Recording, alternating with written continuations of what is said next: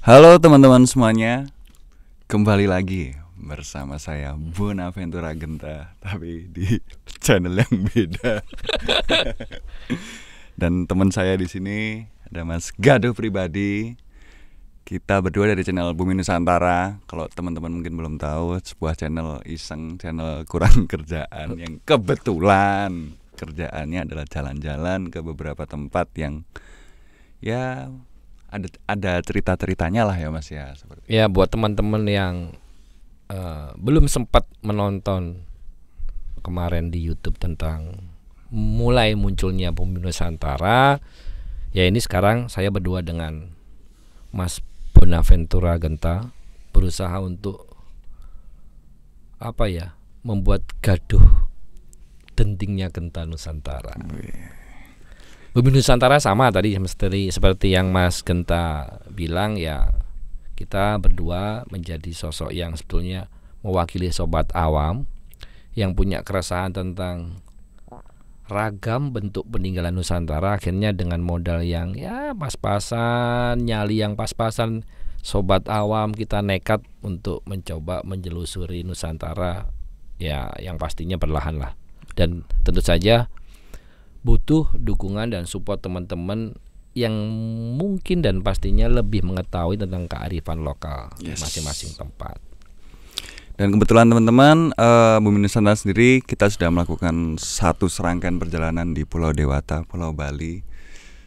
Ya cukup menarik lah ya. Mungkin buat teman-teman nanti yang belum sempat lihat bisa lihat di YouTube kita juga Bumi Nusantara. Dan di sana itu kita semacam apa ya Mas? Semacam melakukan sebuah perjalanan napak tilas mungkin ya. Napak tilas Dari sosok Kebu Iwa. Tapi sebenarnya apa sih Mas yang waktu itu the point penting yang sebenarnya ingin kita nampak tilas di situ melalui Kebu Iwa itu apa? Jadi sebetulnya ini pertanyaannya harusnya saya yang tanya karena sebetulnya kita itu punya terutama Mas Genta. Mas Genta itu kan spesialis yang orang resah, galau, gelisah, dan selalu punya pertanyaan yang kadang-kadang itu saya boleh bilang berat dan keluar dari pokoknya out of the box gitulah. Intinya sebetulnya kita itu ingin, Mas Genta terutama itu ingin bahwa Mas, aku percaya ini ada guru besar Nusantara yang membuat Nusantara ini pernah besar. Pasti ada ceritanya. Dan ditambah lagi Mas Genta, tapi aku pengennya ceritanya dimulainya jangan di Jawa gitu. Akhirnya kita melihat bahwa di Bali ini ada sosok yang memang merupakan salah satu guru besar Nusantara. Dan kebetulan tokoh itu adalah Kebu Iwa gitu. Kita akhirnya menjalani prosesi, maksudnya kita napak tilas Kebu Iwa itu mencari sosok kapan Kebu Iwa bertemu dengan guru besar Nusantara, guru besar Nusantaranya itu siapa saja, prosesinya bagaimana, beratnya, susahnya. Kita mencoba menapak tilas itu. Walaupun kalau boleh jujur dikatakan mungkin prosesi yang kita lakukan itu ya ini ya Mas yo, di bawah 10% mungkin yang dilakukan Kebu Iwa. 1% lah. Dan titiknya saya yakin juga titiknya sama 1%, karena kalau kita melihat kemarin harusnya titiknya banyak, prosesinya bisa berhari-hari. Kita mencoba untuk melakukan itu dengan semaksimal mungkin sesuai kemampuan kita yang bisa kita rangkum menjadi sebuah cerita series tentang Kebu Iwa dan guru besar Nusantara. Buat teman-teman yang belum lihat ya monggo bisa disaksikan di channel YouTube kami. Yes. Dan ini teman-teman sedikit aja nih, sedikit menambah tentang guru besar Nusantara. Pastinya kan kalian juga berpikir kayak guru besar Nusantara siapa? Sebenarnya aku cuma menganalogikan sebelum semua perjalanan dimulai, aku menganalogikan gini kayak banyak tokoh-tokoh besar yang ada di negara kita dari lamanya zaman sampai sekarang juga masih banyak tokoh-tokoh besar. Kayak misal kita ambil contoh kayak Bapak Proklamator kita tuh kan bisa besar dari segi duniawinya dan juga segi batinnya juga kan, tapi kan jarang ada yang orang menanyakan lah sosok di balik kebatinannya itu pasti ada kan? Ya, pasti ada sosok pasti besar, ada lah, dan ada sosok itu besar siapa pembimbing gitu. Selain Tuhan pasti kan Tuhan memberikan suatu kekuatan anugerah itu kadang-kadang kan tidak langsung lewat perantara salah satunya ya guru besar Nusantara. Kembali lagi yang seperti yang dikatakan Mas Genta mengenai Bapak Proklamator kita, teman-teman kita sebagai sobat awam aja, dengan kita ke Bali, dengan hanya Bali nih, hanya membandingkan Bali dan Jawa dengan bentuk banyak perbedaan tentang apa ya, kearifan lokalnya. Bapak proklamator kita itu bisa menyatukan ini loh. Apa Indonesia, bentuk Indonesia. Kebayang dong kalau cuma hanya mengandalkan logik, keilmuan eksak, strategi apa ya, strategi yang ada di buku pelajaran apa itu. Kayak enggak deh. Ya mungkin kayak enggak banget kayaknya gitu loh. Adanya andil keajaiban Tuhan yang mungkin enggak jarang diekspos dalam tulisan literasi sejarah sih mungkin. Ya kalau di literasi sejarah otomatis yang tulis ya sesuatu hal yang terbukti yang bisa dilacak segala macam. Tapi kan ada sesuatu itu yang memang nggak bisa ditulis. Ya logikanya menyatukan kayak kita melihat Bali sama Jawa aja ruwetnya kayak gitu loh. Apalagi ini Nusantara. Nusantara itu berapa banyak jenis, berapa beda ini. Kok bisa sepakat ya wis ngakuin masuk Indonesia semua, NKRI. Oh luar biasa itu. Dan kebetulan tempat yang pertama kita pilih adalah Bali, karena sebelum kita memilih Bali itu sebenarnya ada sebuah kebetulan juga tentang kenapa ke Bu Iwa. Masuk kebetulan Mas Genta request dong Bali. Bukan maksudnya request di luar Jawa dong. Iya, sebelum di luar Jawa kan ada kebetulan dirimu pernah ke sana, bertemu dengan apa, dengan tempat apa, itu kan sesuatu yang sebenarnya layak untuk diceritakan juga. Iya. Jadi sebetulnya sebelum menjadi channel Bumi Nusantara saya lapon dulu ya. Lapon dulu itu saya pernah apa ya? Karena saya ada kerjaan di Bali kebetulan, karena saya memang promosi dikit. Saya kerjanya di bidang, buat teman-teman saya informasikan, saya adalah di aplikator kontraktor di bidang pendingin tata udara. Jadi yang berbau cool storage, pokoknya yang berbau permainan temperatur dan kelembapan udara itu pekerjaan saya. Dan kebetulan waktu itu saya ada project di Gianyar. Bla bla bla bla bla lah ceritanya. Saya itu tinggal di Gianyar di tempat yang ada patung Kebu Iwe. Saya kebetulan kos itu di sekitaran situ, saya tidak pernah sedikit pun terbersit untuk melihat siapa sih ini, siapa sih, saya nggak tertarik lah. Sampai selesainya project tinggal 1 minggu, tiba-tiba saya itu, yang itu saya ceritain, ban bocor di depan sebuah pura. Nama puranya ini namanya puranya Pura Puseh, nggak ada Pura Gaduhnya ya, nggak ada nama Pura Gaduh tuh, Pura Puseh. Saya nambal ban, terus saya datang masuk, juru mangkunya bilang ternyata saya ditunggu, diceritain lah ternyata di dalam Pura Puseh itu ada pura lagi, namanya Pura Gaduh. Penasaran lah saya tanya, ternyata disitulah ya nanti kita ceritain Pura Gaduh apa ya. Itu yang membuat akhirnya saya sampaikan ke Mas Genta waktu sudah kita bersama di Bumi Nusantara. Ya sudah Mas, pas pengennya Mas Genta di luar Bali, ya udah ngulik itu. Begitu ceritanya. Sebuah kebetulan yang tidak tersengaja tapi cukup ajaib sih, teman-teman ya. Maksudnya dari nama aja bisa sama. Dan kebetulan tentang Pura Gaduh itu sendiri adalah sebuah, bisa dikatakan dari lamanya masa dulu, Pura Gaduh adalah menjadi sebuah saksi di mana keajaiban takdir pernah turun dari langit kedewataan sana, tentang harapan seorang orang tua yang kala itu meminta keturunan dari Sri Karangbunjing. Sri Karangbunjing yang merupakan sebuah tokoh besar juga ya di masa lalu. Ya, sekarang ada klan Karangbunjing di Bali. Ya kalau balik lagi, kalau itu masuk Pura Gaduh berarti. Ya udah masuk Pura Gaduh. Dia dibuat oleh zamannya Sri Jaya Katong lah. Sri Jaya Bali kalau kita ngomong bicara 1300 sekian abad 14, yaitu mulai berdirinya Pura Gaduh. Balik lagi kemarin kita akhirnya melakukan proses Napak Tilas Kebu Iwa ya. Kita mulai prosesinya di Pura Gaduh. Monggo diceritakan pengalamannya Mas Genta di Pura Gaduh. Pura Gaduh apa ya pengalamannya? Mungkin ngeblank ya. Kalau di sana ya bisa dibilang kita lah orang Jawa yang pertama kali masuk ke tanah yang mungkin secara culture nggak kita banyak tahu juga. Menghormati rasa harus respect pada semua culture yang di sana kan itu ada gitu kan. Jerumangku datang, langsung drop semua. Ya intinya sih sebetulnya kalau saya lihat memang sebuah perjalanannya kita datang itu kan jam 2 pagi, jam 2 jam 3 lah ya. Kita datang istirahat bentar, pagi banget kita memang langsung harus berangkat ke Pura Gaduh. Mungkin ya belum ada adaptasi ngelihat ornamen, tempat-tempat apa langsung masuk jepret ya.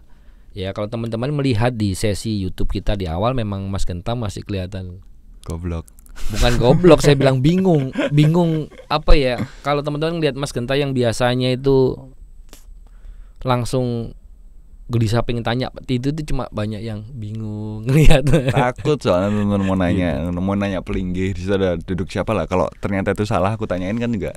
Tapi kan seiring berjalannya waktu akhirnya ya udah Ya, mulai terbiasa. untuk menebalkan lagi bahwa Pura Gaduh itulah tempat di mana sebetulnya orang tua Kebu Iwa, Kebu Taruna, namanya sama Kebu Taruna Kebu Iwa itu kala itu lama tidak memiliki keturunan dan mereka berdoa. Tempatnya detailnya itu titiknya ya di YouTube itu kita sampaikan, itulah titiknya dua orang tua Kebu Iwa itu duduk berdoa bermunajat kepada Tuhan dan semesta yang akhirnya diberi keturunan kembar, sebetulnya kakak adik salah satunya. Kembar tuh? Kembar. Punya kakak? Punya adik. Oh, punya adik. Kembar. Yang akhirnya kembar, yang salah satunya itu ya Kebu Iwa. Masa nggak tahu? Nggak tahu aku malah. Puncing kembar. Ya itulah, pokoknya kembar itu Kebu Iwa.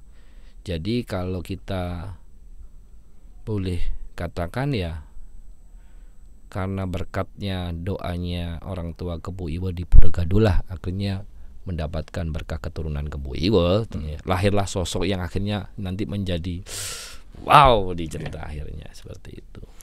Tapi ini Mas, kalau aku mau menanyakan berdasarkan beberapa versi yang mungkin udah terlanjur tersebar di internet, bahwasanya Kebu Iwa tuh bisa punya badan yang sedemikian besar itu karena memang porsi makannya waktu kecil memang. Iya, kalau riwayat tutur yang sampai sekarang beredar bahkan di kawasan Belah Batu dan di keluarga besar Karangbuncing, memang Kebu Iwa itu dari kecil punya kebiasaan yang nggak lumrah untuk anak kecil. Misal umur yang masih yang ekstrim ada baru lahir sudah bisa makan, tapi yang rata-rata umur 6 bulan 1 tahun itu sudah makan ketupat sampai 7 ketupat sekali makan. Porsi makannya memang besar dan memang tubuhnya bukan, kalau saya boleh katakan kalau kita ngeliat kemarin kan bukan raksasa, tapi memang di atas rata-rata. Di atas rata-rata orang normal Bali pada umumnya saat itu. Dengan porsi makan segala macam, basic dasar kekuatannya pun sebenarnya sudah melebihi rata-rata lah. Nanti ditambah di kala muda. Nanti ditambah di tempat-tempat yang kita napak tilasi itu akhirnya justru menambah kekuatan kuekang. Kekuatan kasar. Tuh. Itu Pura Gaduh. Ya, intinya waktu itu kita ke Pura Gaduh memang kita hanya sekedar ini macam kayak memohon restu, memohon izin tentang kita ingin memulai nampak tilas dari Kebu Iwa. Ya, kita mau nggak mau kita ini teman-teman, maksudnya kita itu menghormati lah. Restu, menghormati tempatnya, kita minta restu ke Tuhan dan semesta. Juga dengan menghormati tempatnya, kita harapannya energi positif mengalir ke semua tim Bumi Nusantara yang ingin mencoba napak tilas dan mengupas cerita Kebu Iwa, terutama terkait hubungan kerahasiaan Kebu Iwa dengan Guru Besar Nusantara. Sebetulnya bukan hanya Kebu Iwanya. Itu yang butuh apa ya? Butuh energi positif yang luar biasa sebetulnya. Dukungan energi positif yang luar biasa yang kita harapkan juga kita dapatkan dari Pura Gaduh. Ya. Karena setelah dari Pura Gaduh itu kan memang rencana kita akan menapaki beberapa tempat penempaan dirinya Kebu Iwa. Salah satunya adalah Gua Garba, itulah tempat kedua yang akan kita kunjungi setelah dari Pura Gaduh, dan disitu memang wow, amazed juga kayak gitu. Jadi kita berarti masuk sesi Gua Garba ini. Kita masuk ke Gua Garba. Itu tadi kesimpulan tentang Pura Gaduh. Kita selesai di Pura Gaduh. Cerita aku apa kamu kan? Aku ya. Ya, dirimu dulu. Dari Pura Gaduh kita selesai siang lah ya. Siang kita istirahat di dekat pasar Belah Batu yang hari itu yang sama malamnya kebakaran. Ya, benar. Jadi tempat kita istirahat itu malamnya, buat teman-teman yang baca berita kapan kita ke sana tinggal baca berita bahwa pas saat pasar Belah Batu kebakaran, itulah siangnya kita ke situ. Kita nongkrong di sampingnya. Itu hari yang sama saat kita penelusuran hari pertama. Selanjutnya kita jalan ke Desa Pejeng. Desa Pejeng, kita memasuki kawasan Gua Garba. biar teman-teman merasakan bagaimana Gua Garba, saya serahkan ke Mas Genta karena saya 2 kali saya pernah ke sana, kedua kalinya bareng tim Ibu Nusantara. Monggo Mas. Kalau secara kesan pertama melihatnya memang ya megah, seperti peninggalan situs-situs purba pada umumnya. Enggak pada umumnya juga sih, memang beneran megah dan wow gitu kan.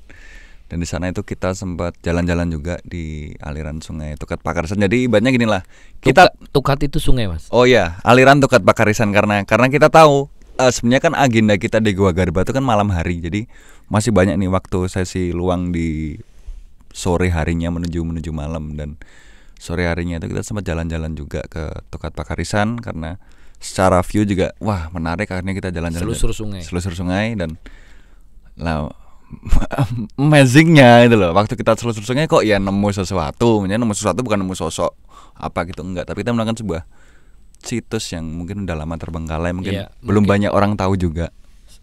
Ya kalau dibilang belum banyak orang tahu, sangat banyak belum tahu, karena sangat banyak dari belum tahu. Pihak terkait juga belum tahu ternyata kan pagi-paginya. Jadi memang benar teman-teman. Jadi kita datang kita nyampe siang, istirahat jam 1-an, kita jalan nyampe jam 3-an lah. Saya masih ingat waktu itu, habis itu kan saya sempat sholat asar dulu bareng-barengan.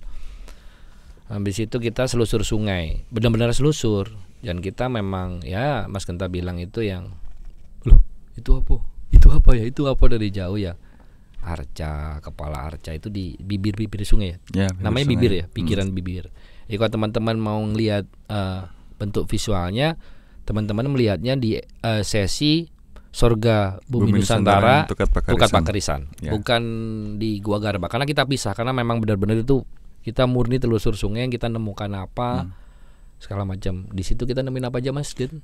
Yang pertama kepala arca dan amaze-nya teman-teman, kayak betapa tercengangnya saya tuh, itu kepala tuh benar-benar seperti hidup. Maksudnya udah seperti manusia, cuma kelihatan kepalanya aja. Dan ngelihatnya tuh kan saya kan orangnya kan sering iseng ya, maksudnya saya lihat dari sini kepalanya matanya ngeliatin saya liatin dari sini lagi kepalanya ngeliatin saya, waktu dideketin lah nangis.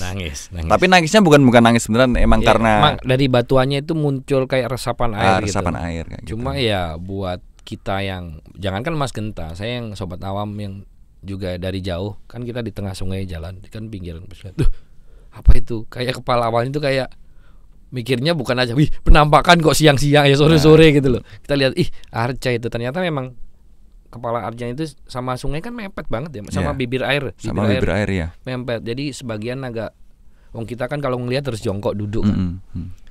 Ya memang hidup lah, seolah-olah hidup yang mungkin kalau sendirian menjelang maghrib ya serem-serem juga sih.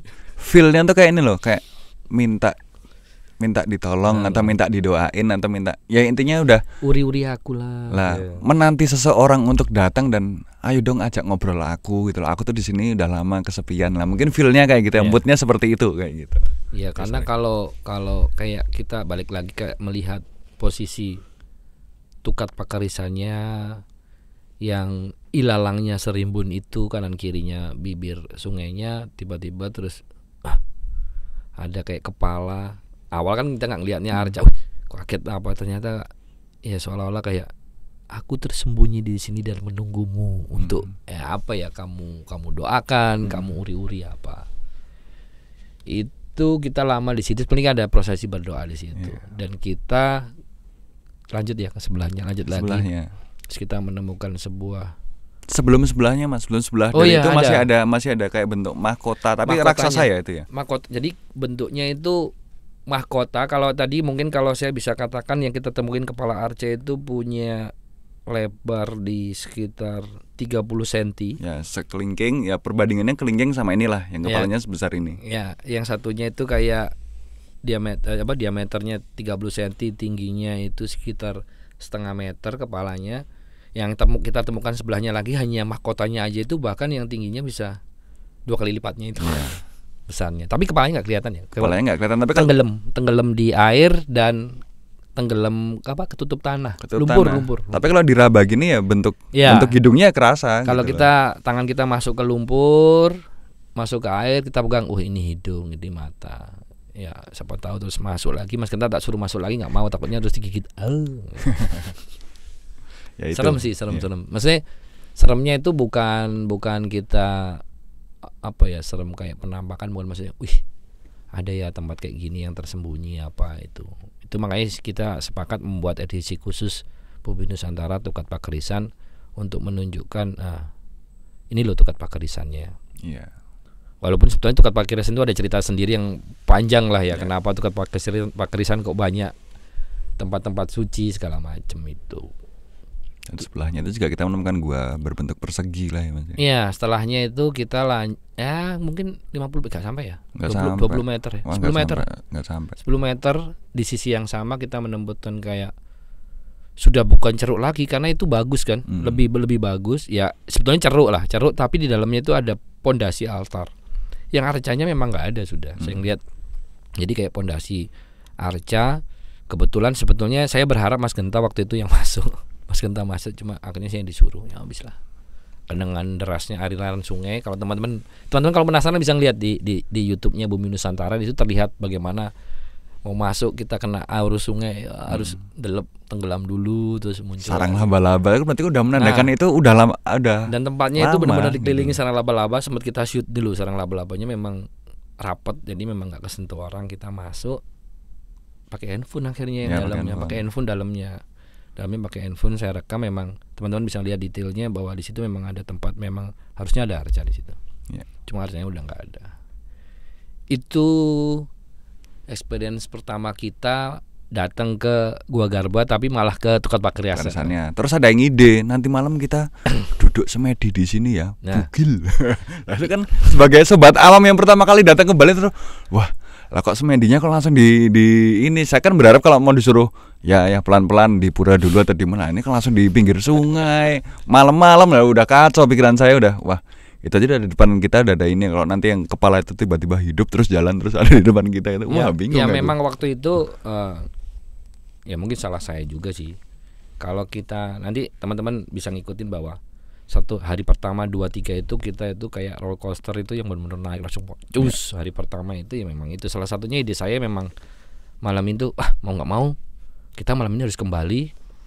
Habis melukat kita semedi dengan posisi melukatnya tadi di sungai. Kita berendam di sungai, kita mendekat itu posisi kita nggak boleh pakai baju, kita mau ngeliat apa yang kita dapat gitu. Rencana kita gitu. Itu sampai jam berapa kita di situ paling? Mendekati maghrib ya. Iya, mendekati maghrib. Sudah mulai pergantian hari, pergantian siang ke malam. Kita memutuskan wis lah balik. Itu pengalaman kita di Tukat Pakerisan, lokasinya yang dekat dengan Gua Garba. Dan malamnya kita balik lagi ke Gua Garba. Sebenarnya kita balik tuh siap-siap dulu buat ambil bekal. Kan kita rencananya emang ngecamp di sana, nginep ya kayak gitu. Sebetulnya bukan itu. Kita tidak ada rencana selusur sungai. Oh iya. Kondisi bajunya basah semua. Jadi kita memutuskan masih ada waktu nih. Kita kan rencananya memang mau ngecamp di Gua Garba dengan kondisinya basah. Ya wis balik dulu. Ambil baju, mandi lah juga kan. Habis itu mandi. Mandi nggak sih? Enggak yo. Enggak mandi, balik sungai ganti baju terus ke Gua Garba kita ngecamp. Dan malam itulah dimulai edisi Gua Garba malam hari. Apa yang terjadi biar Mas Genta cerita. Jadi teman-teman, waktu kita datang ke Gua Garba tuh mungkin sekitar jam 9 atau setengah 10 lah ya. Waktu itu ya kita datang waktu WITA jam 9 setengah 10 kita datang. Beberapa teman ada yang ngedirin tenda dan beberapa lagi yang memang nggak ada kerjaan. Dah, yuk sebelum ini kita nanti kan memang rencananya memang mau ya apa ya, duduk terus merefleksikan segala sesuatunya. Tapi kan memang sebelum, alangkah baiknya sebelum melakukan itu kan biasanya ada namanya prosesi melukat. Kalau di Bali namanya kayak kita membersihkan diri dulu dari segala sesuatu yang menempel buruk di diri kita sebelum akhirnya kita menenangkan diri, sembahyang dengan ada yang di atas sana, Tuhan. Dan itu memang kita harus melalui prosesi melukat. Dan saya tanya kan, kalau saya kan orangnya kan biasanya kalau disuruh-suruh gitu kan harus mencari di mana titik aman saya untuk melakukan itu gitu kan. Jadi kan kalau ada tempat yang aman kenapa harus yang nggak diaman lah gitu kan ya. Tempatnya di mana Mas? Sama waktu itu kita ada teman namanya Beli Panca juga dari channel Tak Sepuleng. Itu di bawah sana ada tempat menukat. Di bawah itu di bawah mana lah? Di bawah sungai tadi. Oh itu ada gitu kan. Akhirnya kita berlima ya waktu itu. Berlima. Karena waktu itu sebetulnya kalau di Bibu Nusantara itu kan karena proses melukat kita itu kan tidak kita dokumentasikan. Karena itu terkait dengan prosesi privasi spiritual masing-masing lah. Kurang elok juga. Dan juga kita prosesinya juga kan tanpa busana juga kan melukatnya juga.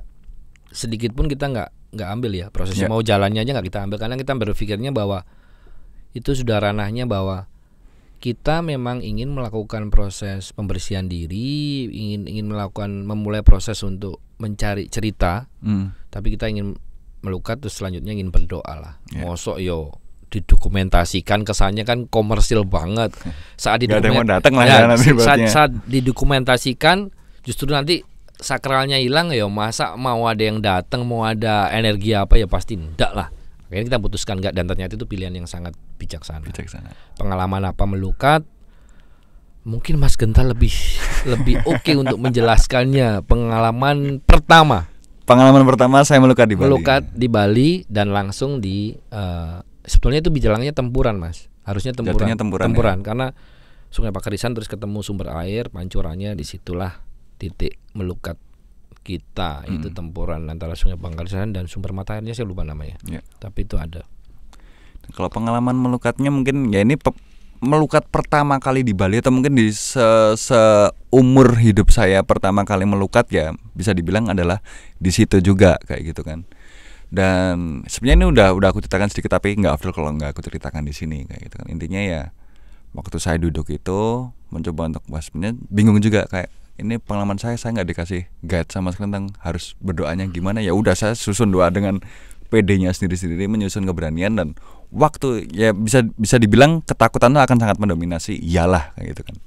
Dan waktu saya berdoa mencoba menenangkan diri, lah di belakang saya itu ada yang lewat, set lah. Awalnya saya masih bisa positive thinking, saya pikir itu adalah oke, ini adalah daun yang sedang lewat kayak gitu kan. Tapi yang namanya daun tidak sehalus itu, dan dari yang awalnya lewat dia tuh kayak muter di sekitar pinggang. Wah ini perasaan saya udah nggak enak ini kan. Wah ini apa. Dari pinggang sini dia muter lagi ke paha. Kalau udah sampai melilit-lilit itu kan namanya sampah kan, nggak bisa melilit-lilit lah. Ya mungkin itu adalah, kalau aku ngerasa sih kayak kalau ular tuh kan bersisik, lebih kayak kebelet gini. Licin. Masih ada licin-licinnya lah. Kalau ular tuh kan masih ada sisiknya. Kalau ini licin kayak gitu. Dan waktu udah putarannya udah sampai ke bagian yang ini, terus saya langsung berdiri nggak kuat lagi. Itu kalau pengalaman saya. Nah itu pengalamannya Mas Genta. Jadi kalau saya sedikit ini, nanti saya cerita pengalaman masing-masing teman. Saya mewakili teman-teman cerita lah pengalaman. Tapi sebelum itu saya ingin menarik sendiri bahwa sebetulnya kemarin itu yang bagi saya dan Beli Panca yang keren, kita itu kemarin melakukan prosesi sebelum mengangkat itu mengalkulturasikan kearifan Bali dengan kearifan Jawa. Jadi kalau boleh saya bilang kemarin pembukaannya kita menggunakan cara kearifan Jawa terkait bunga. Oleh karena ada bunga, kebetulan menggunakan kembang telon. Kembang telon itu kalau saya boleh katakan kemarin kita menggunakan mawar, kenongo sama kantil, bukan melati, mawar, kenongo, kantil. Yang itu pembukaannya itu juga menggunakan prosesi bunga itu. Kalau di Bali kemarin kan Kamboja ya. Kamboja ya harusnya mandi. Kita menggunakan itu. Kita menggunakan prosesi itu dibuka dengan Jawa. Sebelum buka kita bawa ke sungai, masing-masing menggunakan bunga itu untuk mandi, untuk mandi, pengganti sabun. Dengan harapan sih sebetulnya kita bicara positifnya, maksudnya bicara logiknya aja lah dulu. Dengan harapan itu adalah pengganti kalau logiknya berarti kita dengan harapan wanginya sabun mencegah ular datang. Nah itu. Tapi kalau secara filosofi itu kita mengambil cara orang-orang leluhur kita dulu sebelum ada sabun, kan wangi-wangiannya pakai bunga gitu loh. Jadi kita semuanya pakai itu. Dan proses melukat sendiri. Jadi melukatnya setelah melukat kan berendam. Melukat terus berendam kayak berendam duduk segini kan. Berendam masing-masing. Tadi pengalamannya Mas Genta itu, kalau saya sama masih mirip-mirip kayak ular. Justru kalau saya itu kan saya orangnya saya nggak bisa, mungkin orang yang susah untuk fokus konsentrasi itu susah, saya orang yang paling susah. Tiap ada gerakan saya langsung lihat. Orangnya yang kepoan banget lihat ya, memang kayak ada yang gerak di air. Soalnya kenapa saya bilang, karena melawan arus. Bukan ini melawan arus. Kerasa juga kalau saya kurang ajarnya ya teman-teman. Kalau teman-teman tahu namanya belahan pantat, Celengan. celengan itu masuk di celengan itu kan kurang ajar banget gitu. Masuk, aduh, mau teriak geli itu kok yo malu, ada temannya, wong saya ngajak gitu ya. Udahlah saya biarin, karena sudah terlalu sering akhirnya saya selesai. Di situ sebetulnya yang belum kita ceritakan itu, hampir semua ngelihat di dinding batu itu ada 2 batu di seberangnya pancurannya. 2 batu nyala kan, 2 batu yang tiba-tiba nyala. Itu marah Ernest yang lihat dulu. Bilang, oh ya udah, itu yang mungkin ini pengalaman personal yang ikut melukat ya, bisa kalau lebih detailnya secara visual dan bagaimana bisa ngelihat ekspresinya di YouTube-nya Bumi Nusantara di edisi Gua Garba. Kalau itu Gua Garba. Berbicara tentang bunga itu sebenarnya saya udah agak nggak enak teman-teman, kayak feeling saya tuh, karena lah kan saya nggak tahu ya namanya prosesi melukat itu gimana, harus membawa bunga kantil ini dibawa ya, jangan sampai jatuh. Tapi semenjak saya pegang itu jatuh terus, kecemplung. Aku cari, wah masih terakhir tuh udah kecemplung, udah ke bawah lah, udah wah nggak enak, sampai aku kejar kan itu, masih ingat kan bunga kantilnya aku kejar loh itu loh, karena aku takut terjadi apa-apa dengan diriku, sampai tak kejar, tak cari, wah akhirnya ketemu, seneng tuh aku, wah akhirnya dapat. Ya itu udah feeling, wah ini kayaknya bahkan udah feeling pertanda ini kayak gitu. Ya kalau sayang memang nggak bisa kita ambil. Kalau teman-teman bisa melihat kondisinya itu ya, bayangin sungai, ada air pancuran, sungai itu kanan kirinya rimbun, terus atapnya itu nggak terlalu bisa ngeliat bintang, ketutup daun, terus dari daun-daunnya itu turun sulur-sulur ke tengah sungai. Kunang-kunang di mana-mana. Kunang-kunang di mana-mana. Gak cuma satu, buahnya. Kerajaan kunang-kunang kayaknya itu. Dia kayak bertebaran gitu kan. Jadi auranya, wah ini antara film Avatar sama antara wow sama yo iki serem-serem ojo-ojo yo ini. Saya sih mikirnya cuma logik, kalau ada apa-apa saya lari duluan. Ya tapi di situ lancar lah, melukat lancar. Habis itu kita melakukan apa Mas Genta?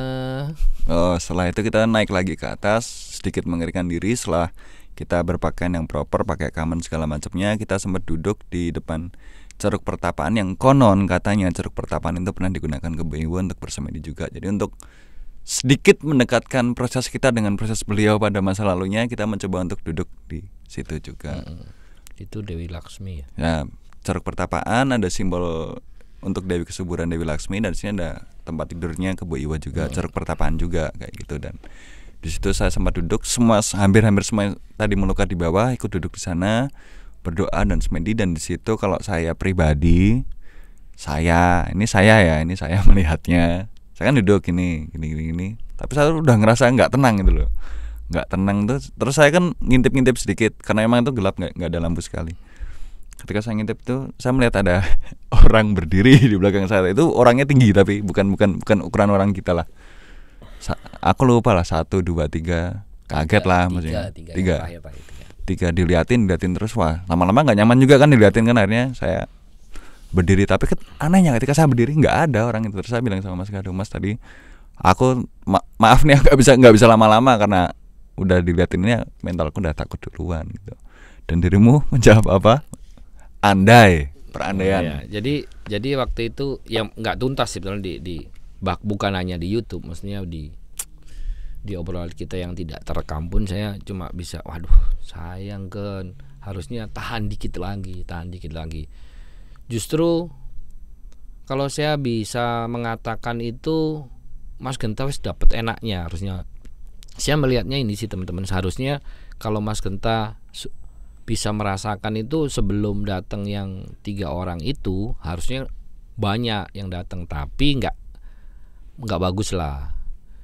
Ya ibaratnya gini lah, kita habis membersihkan diri, melukat, terus Mas Genta yang sobat awam termasuk saya, kecuali Beli Panca ya, memang ini kita terus duduk berdoa, ada yang tafakur, kalau yang muslim yang ini Beli Panca semedi dengan baca mantranya, dengan keyakinannya, Genta juga dengan keyakinannya. Itu kayak memunculkan energi positif yang mungkin dari sekitaran situ kan banyak ya ada yang baik, ada yang jelek, ngelihat wah sopoy datang ngintip. Beruntung Mas Genta hanya merasakan yang diintip 3 orang. Sebelum saya melanjutkan menjawab, saya mau bercerita bahwa sebetulnya yang datang sebelumnya itu kalau bisa ngeliat mending lari deh. Karena yang wujudnya itu yang apalah, saya bilang ada yang kita boleh katakan makhluk astral hantu, ada orang yang laku. Yang datang orang laku itu kita bilangnya ada yang, berarti ada yang orang laku baik, orang laku jelek. Kalau di Bali bisa bilang ada penengan yang datang, penghayat, pengliaan, penengan dan penghiwa datang. Tapi memang mereka sistemnya kayak ya levelnya sudah bisa ngerogoh sukma itu hadir. Puncaknya 3 orang itu siapa itu? Kalau saya boleh katakan ya itu Kebuiwo dan sosok pendamping-pendampingnya itulah. Itu sebetulnya harusnya bersyukur, tinggal emak tinggal setitik setitik itu kalau mau nunggu itu dapat, nggak cuma ngeliat belakang mendekat gitu. Itu kalau kan ini Mas Genta penasaran, saya jawab vulgar karena podcast lah, udah nggak di lokasi juga, lebih enak jawabnya.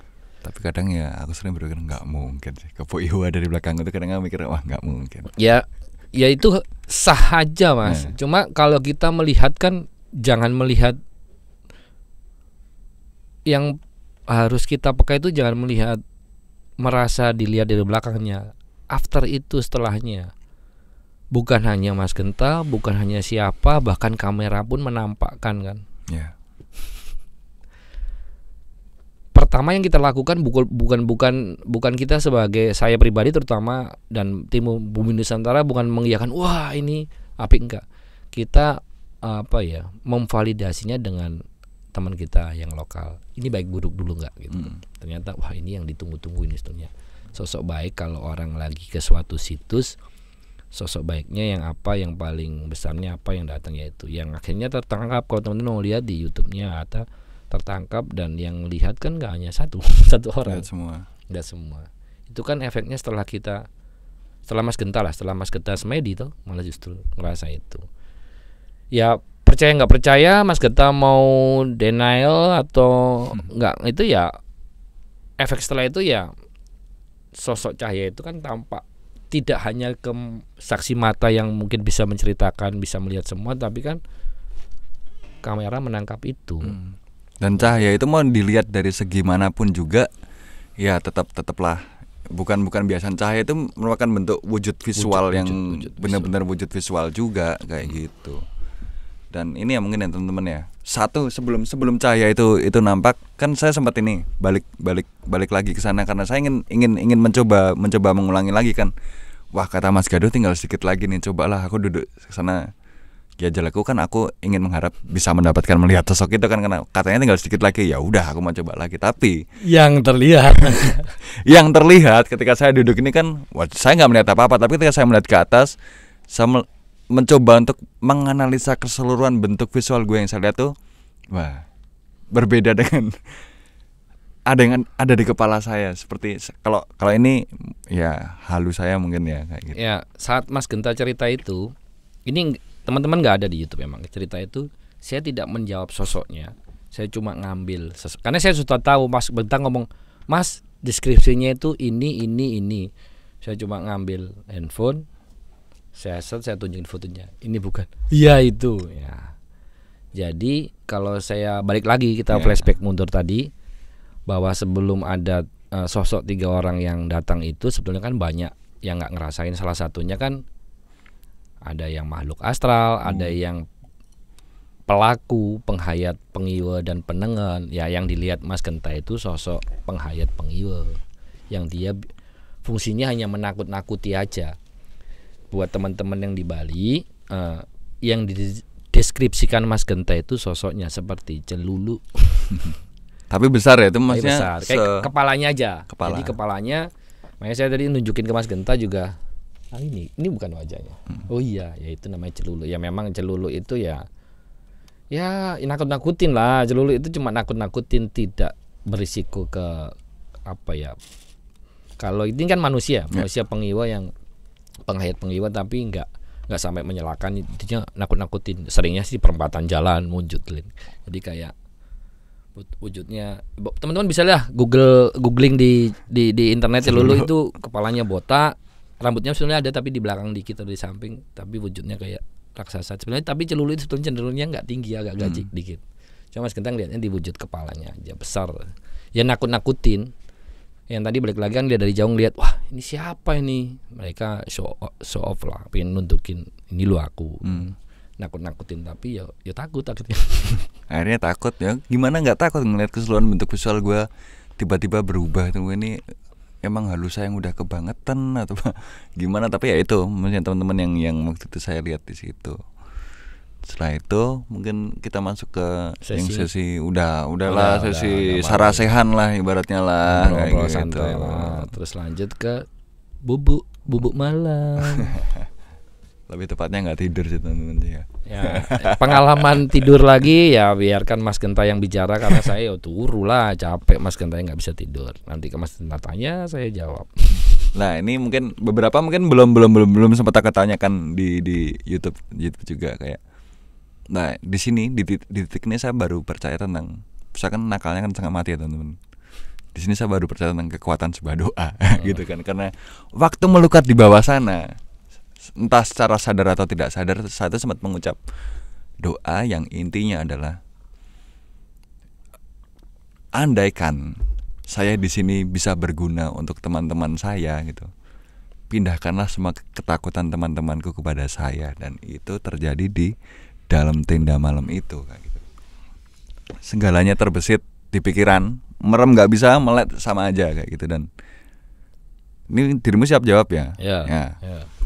Waktu itu saya melihat, ya nggak melihat secara visual tapi terbesit wanita pendek, rambutnya kalau boleh di ini kayak wayang Petruk itu loh. Limbu. Nah ini pendek, agak bersih, itu lari-larian terus. Aku lupa 1 atau 2 orang. 3 harusnya. Aku lupa 1 atau 2 orangnya lupa. Nah itu apa Mas? Jadi sebetulnya kalau itu saya nggak tahu kalau di Bali namanya apa, tapi kalau di Jawa itu kita bicaranya limbu. Limbu itu kayak ya danyang pembantu. Tujuannya apa? Itu sebenarnya kita ditagih. Kita itu kan janji mau ke bawah. Karena bener teman-teman, setelah wanita itu berlari-larian, pikiran saya ke bawahnya ke ini. Oh, ke sana. Ke ini. Ya, arcanya, yang arca kepala ya, bukan yang sebelahnya. Ya itu jawabannya lah. Kita karena waktu itu kita salah sih. Kita kan janji mau ke malam itu kita harus balik ke sana untuk habis melukat. Sebenarnya kita pengen duduk di situ kan, berendam di situ. Cuma waktu itu kenapa ya nggak jadi ya? Lali ya, apa kecapean kali ya? Takut. Oh takut. Nggak jadi. Oh iya takut nggak jadi. Ya, saya nawarin nggak jadi itu. Ya tapi itu kan makanya kadang-kadang memang itu pelajaran buat saya pribadi, dan buat teman-teman Bumi Nusantara. Memang kalau belum pasti kita nggak usah buat janji lah. Dan itu dayangnya, maksudnya limbu itu kayak dayang-dayang, pembantu lah ya, pembantunya yang ngingetin sebetulnya. Toh ya cuma kayak berlarian, nggak apa, ngingetin bahwa ayo kamu janji ke sana, kenapa nggak datang gitu. Dan kita akhirnya memang nggak datang gitu. Dan kadang saya sering menganalogikan gini Mas Kado, kayak kenapa kok dibawanya justru ke sana, padahal kan saya tidurnya di sini gitu kan. Dan setelah saya cari-cari di internet juga dan berdasarkan cerita orang juga, ternyata yang gua berbentuk persegi di sana itu namanya adalah gua susu atau gua pasusu. Dan kebetulan ceruk yang ada di Gua Garba itu namanya juga pancuran susu. Lah, apakah kedua itu memang pasangan juga? Jadi memang ini buat teman-teman di Bali juga, kalau apa ya? Ini balik lagi ke kepercayaan ya. Saya nggak bisa memaksakan juga. Ritual ini pasangan ritual yang digunakan untuk orang-orang yang apa ya, ingin punya keturunan, jauh punya keturunan. Salah satunya jalaninya itu sepasang sebetulnya di tidak hanya di Pancuran Susu Gua Garba, tapi lari ke bawah itu ke Pasusu. Terutama kalau ke yang bawah itu cenderung ke perempuannya, pihak perempuan ya. Perempuan itu malah fokus presentasinya banyak duduk di bawah, karena yang bawah kan perempuan memang, yang di situ kan laki-laki. Yang untuk yang di Gua Garba ini bukan ke Buiwa loh ya, kita fokus ke pancurannya. Yang jaga memang laki-laki, itu pasangan, memang di bawah itu pasangannya. Kenapa yang di bawah perempuan? Nanti di bawah itu kan tidak hanya tidak hanya fokus untuk keturunan, tapi juga kalaupun sudah punya keturunan ada masalah kayak ASI. Ya. ASI itu ke bawah. Ini percaya dan tidak percaya silakan monggo masing-masing. Cuma untuk teman-teman di Bali lokal ya monggo bisa digunakan itu. Kan teman-teman Bali sering melakukan itu, silakan bisa digunakan tempat-tempat itu untuk prosesi ritual dan segala macam lah, bisa digunakan. Terus kedua pasangan ini melepas romantismenya di mana Mas? Yang di bawah sama yang di atas? Pakerisan. Di Pakerisan. Di titik tempat kita melukat itu. Nah, kenapa nggak ngomong? Ya nggak seru kan kalau nggak diomong. Proses ya sama prosesnya mereka di situ. Makanya makanya salah kita ya, mohon maaf ya, mungkin ya sorry juga saya sampaikan juga ke Mas Genta ya. Waktu itu kita janji ke sana memang. Akhirnya nggak kita lanjutkan ya efeknya itulah. Tapi kan nggak terlalu masih biasa, cuma lari-lari. Lari apa ya, nggak biasa sampai pagi, saya nggak bisa tidur sampai jam 5 pagi. Mas Genta nangis. Saya sampai nangis karena wah ini tuh apa loh sebenarnya, maksudnya aku lebih memilih untuk melihat sesuatu yang habis itu beberapa 1 menit paling lama hilang daripada terus-terusan gitu, maksudnya kayak dibawa terus pikirannya. Ya karena janji ditagih. Iya maksudnya ya harusnya stres gitu. Kalau Anda bijak malam itu langsung bangunin, Mas kita harus turun ke bawah Mas, kita tuntaskan janji kita gitu kan. Mas harus kita aku WhatsApp kamu nggak dibalas kok Mas. Males kerungu tang-ting males aku udah. Capek sih itu nih, waktu itu udah capek. Biasa kalau kita habis mainan air seharian itu hawanya mesti ngantuk, capek, lemes, capek. Tapi saya tahu Mas Genta jam 2 kok kamu itu masih apanya? Kirim voice jam 2 setengah 4 ya. Masuk tengah, biarin bodo amat lah. Karena kita beda tenda, aku sama sekali beda tenda. Kita beda tenda. Saya aman di kubu yang aman lah, ada beli panca, ada modal dia, ada orang lokal, aman bisa tidur.